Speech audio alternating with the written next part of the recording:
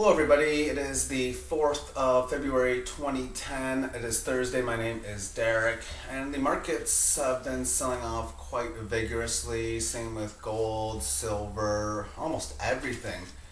With the exception, of course, the short funds and the US dollar. They're the only things that are pretty much going higher. And they're saying that the reason for these big sell-offs is because of the sovereign debts.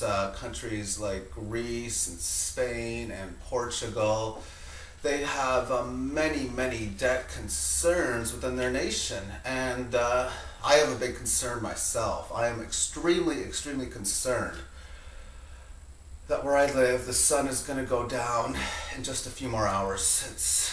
It's tough to talk about, but it's a very concerning issue, and I'm saying that because it's guaranteed, just as the debt is guaranteed. So if you think that the European debt is going to be something big, you haven't seen anything yet as far as the American national debt is concerned, and they are telling people to move into safe havens, which is that of the dollar. I find that very interesting, that it is the debt, the dollar is debt, and because of debt we have to go to the safe haven, which is debt.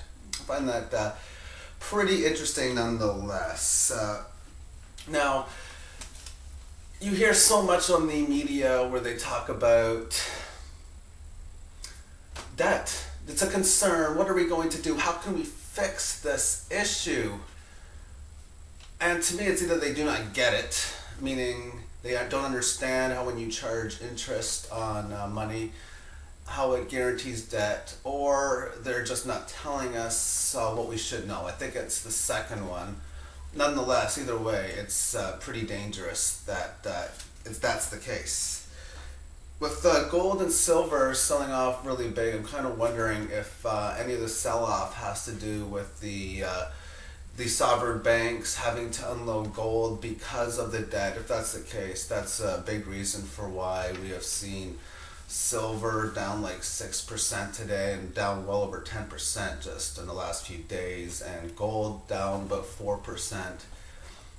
It makes a lot of sense to me, and as long as the bankers and the powers that be control the equity markets and the COMEX markets, this type of rhetoric it's got to keep going. It can't stop.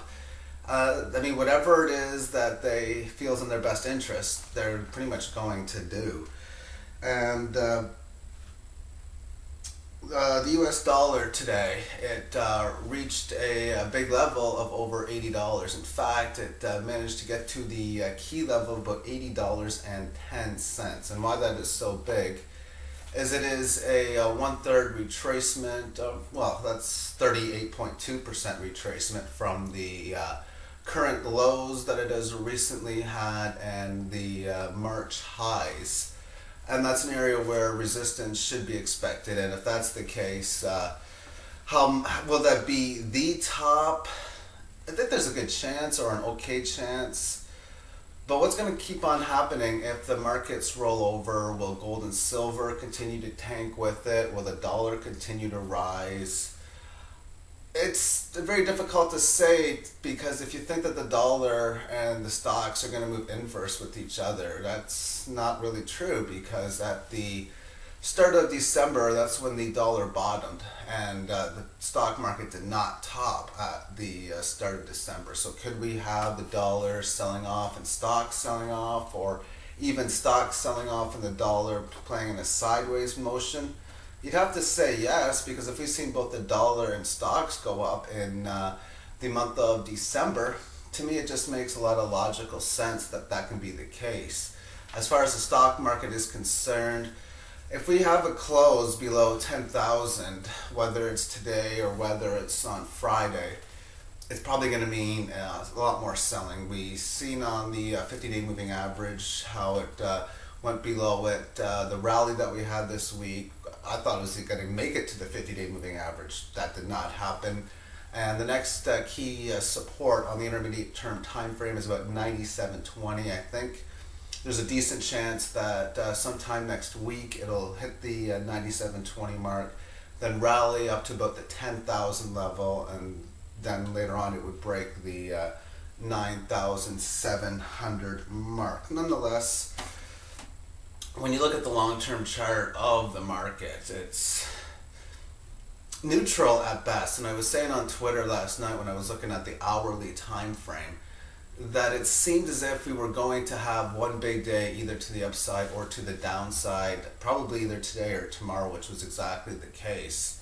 And I was saying it because it's like a wedge pattern where we are stuck in the middle of this wedge, and it's got to break out either to the upside or the downside. And I even mentioned that it matches the long-term chart. When you look at the last few years of the major indexes, we had a rise up until 2007, a decent sized sell-off, and a retracement of about half, which means now that in the next couple years, I expect it to either break the lows of 6,500 or break the highs of 14,000. And I should say and or, because it wouldn't surprise me if we have a nice little washout, have the Dow go down to 5 or 4,000 before they inflate the stock market later on. And the question is, if the Dow goes down to 4,000, what's that gonna mean to gold and silver? Does it mean gold is gonna go back down to 700 or 800? Does it mean silver is going to go back down to below 10? And if it does, is it going to be another amazing buying opportunity? Anyway, I'm going to leave it at that. Thank you so much for watching this video, commenting, rating, and subscribing. Peace out, everyone.